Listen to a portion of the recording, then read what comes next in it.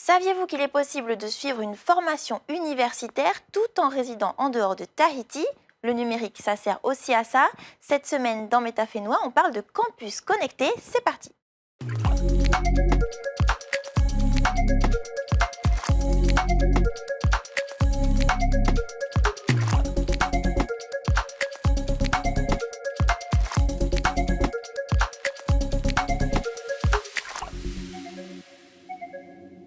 Avec nous ce soir, Jean-Baptiste Hébreau, tu es directeur général des services à l'UPF. Bonsoir. Bonsoir Yolana. Alors les campus connectés, c'est pas nouveau. En fait, si je ne me trompe pas, le premier a ouvert en 2021, c'était à Raiatea. Aujourd'hui, il en existe 5. Alors comment fonctionnent ces universités à distance?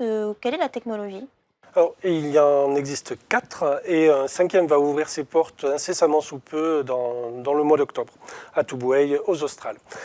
Comment ça marche? C'est un espace de travail et de vie pour les étudiants qui souhaitent suivre un cursus à distance dans l'enseignement supérieur en bénéficiant d'un tutorat individuel ou collectif pour réaliser leurs études et réussir leur diplôme.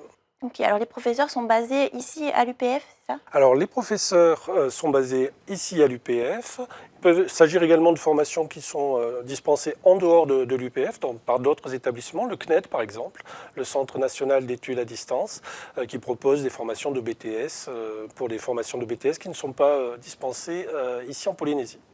Alors justement, quelle formation on va retrouver par exemple? Alors, on va retrouver avant tout des formations adaptées à l'enseignement à distance. C'est quelque chose de très important, ce n'est pas n'importe quelle formation. Pour ce qui est de l'UPF, nous avons 3 formations principales. Une formation qui est destinée aux bacheliers, ça s'appelle le DU Paréo, c'est le parcours pour réussir et s'orienter. Ce n'est pas du tout une spécificité polynésienne, c'est un diplôme national, un label national qui est destiné donc à ce qu'on vient d'évoquer. On a également un autre type de formation qui est plutôt pour les étudiants qui sont en reprise d'études. On a également une licence d'administration publique pour un niveau là aussi peut-être un peu plus supérieur, c'est donc une 3e année, on va valider une 3e année de licence. Il y a aussi parfois des formations plus courtes. On fait par exemple une formation de 20 heures qui va ouvrir incessamment sous peu pour former à la comptabilité les propriétaires de petites pensions de famille ou de Airbnb. Alors du coup, à ce jour, il y a plusieurs campus, donc un à Raiatea, Tevaïuta, un autre aux Marquises et au Tuamotu. Combien est-ce que vous avez d'étudiants en tout? Alors chacun de ces campus peut accueillir jusqu'à une quinzaine d'étudiants. C'est très variable puisqu'on a ouvert une année après l'autre, mais en moyenne, on est à une dizaine d'étudiants par campus depuis qu'on a ouvert, des fois un petit peu plus, des fois un petit peu moins. En tout cas, on est au-dessus de la moyenne nationale, il faut le dire. Il y a 90 campus en France, on en a 5 en Polynésie, et systématiquement, on est un petit peu au-dessus de la moyenne nationale.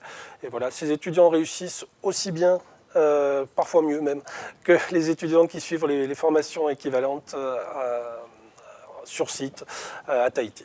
Et justement, on a contacté 2 étudiantes des Marquises qui nous partagent leur expérience. Déjà, ça nous permet, nous, Marquisiens, déjà de l'île de Nuku'hiva, de pouvoir reprendre nos études parce que aller sur Tahiti, à l'université, c'est un peu compliqué pour nous. Il faut trouver un logement, il faut se débrouiller. Et alors que le campus, en fait, il est là. Moi, je dis que nous, les Marquisiens, on a la chance aussi d'avoir le campus. Le campus, il est là pour nous, en fait. C'est ça le but qui nous a redonné confiance. Le fait aussi d'apprendre les matières de base comme l'anglais, les maths, le français. Et surtout aussi au niveau professionnel, genre comment savoir écrire une lettre de motivation, faire son CV. Comment être en entretien. On nous a appris aussi surtout à être en entretien. On a à disposition tout le matériel informatique nécessaire pour que les étudiants travaillent dans de bonnes conditions. En général, sur le site de l'université, chaque étudiant a son identifiant et son mot de passe qui leur permet d'avoir accès aux cours en ligne, d'avoir accès à leur emploi du temps, de pouvoir communiquer avec les professeurs et tous les responsables de l'université. On s'adresse à tous les gens qui n'ont pas les moyens. Nuku'hiva, Raiatea, Ça les dit plutôt que c'est possible. Malgré la distance, on peut y arriver. Alors la connexion s'est un peu améliorée en Polynésie et dans les îles, notamment avec le déploiement de la fibre. Est-ce que vous pensez Donc il y a le campus de Touboué qui va bientôt ouvrir. Est-ce qu'il y a d'autres projets du type? Alors, on ouvre, tu viens de le dire, le 5e campus cette année. L'expérience est encore assez récente. On doit encore tirer tous les enseignements des précédentes ouvertures.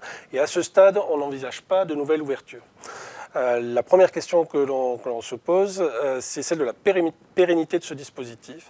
La même question se pose en France, dans l'Hexagone. Et la vraie question est là. On a un petit avantage peut-être par rapport à nos campus connectés de l'Hexagone, c'est que les campus de la Polynésie, ce sont des campus, entre guillemets, prioritaires. Pourquoi? Parce qu'il n'y a pas vraiment d'alternative pour un étudiant des Marquises. Il n'a pas le choix entre 2 ou 3 universités de proximité. C'est soit Tahiti, soit le campus, soit rien. Dans l'Hexagone, un étudiant qui est dans un campus connecté, il a forcément une université, un IUT, une école, allez, à 100 km autour de lui.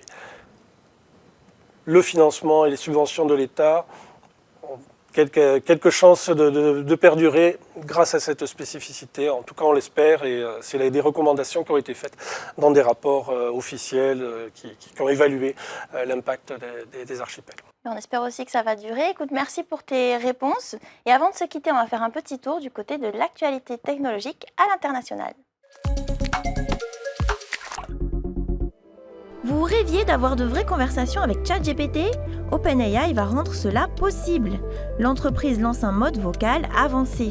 Il doit permettre d'échanger de manière plus naturelle et fluide avec l'IA générative. Et si vous pouviez chasamer les chants de baleines?